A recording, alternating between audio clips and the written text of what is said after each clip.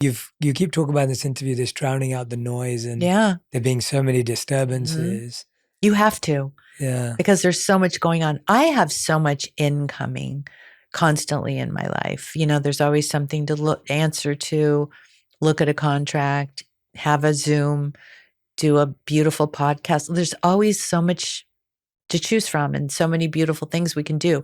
But there's also a lot of, it's work, but it's stuff we need to do, or it's conflict, or it's something you need to deal with personally. There's always something, going on during the day. And I think you have to edit your life and really focus on what you want to put your energy into, put your heart and your soul into, put your love into, and then edit what you can get rid of to find some joy and some peace in all of it. And through all of that, be grateful.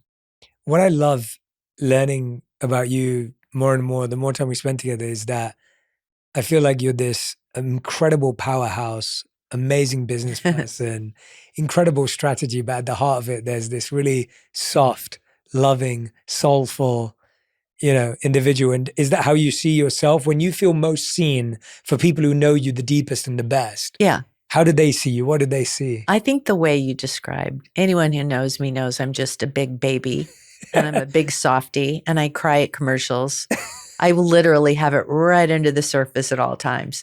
But then I go to work and I'm like, okay, listen.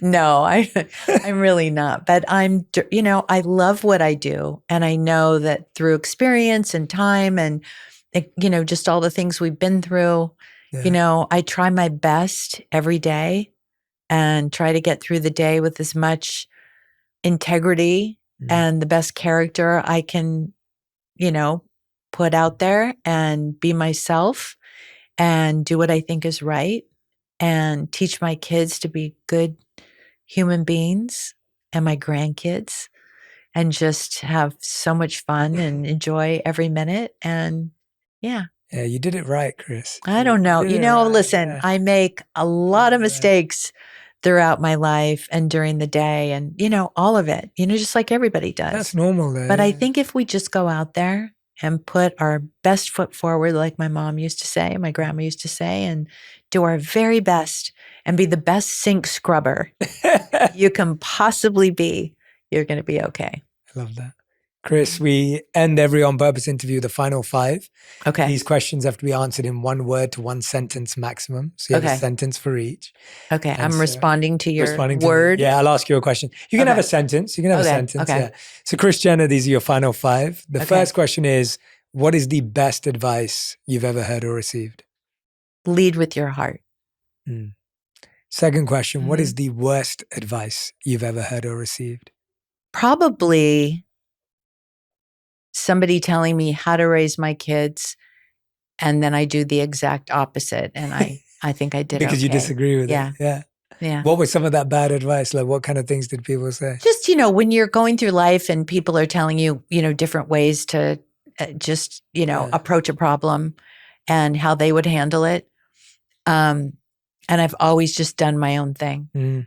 Yeah. I think you have to really go with your intuition and your gut when you're raising kids, or, any real important decision that you make in your life, you have to follow what your soul tells you to do. And I've been really, I think, intuitive, about what I think is right and wrong.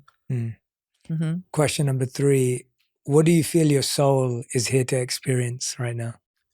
I think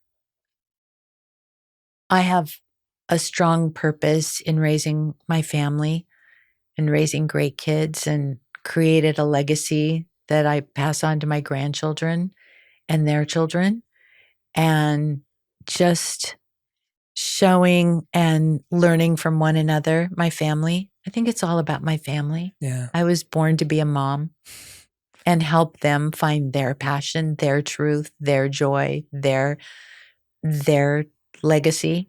And so I have I'm so proud of that gets to be my purpose. it's so clearly what it feels like you were born to do and I be feel here like for. that. Yeah. I feel so strongly. And it's amazing that you're thinking about not only your grandkids, but their kids. And oh yeah, like you really do think about I do. multi-generational. I think I'm a very sentimental person. Mm.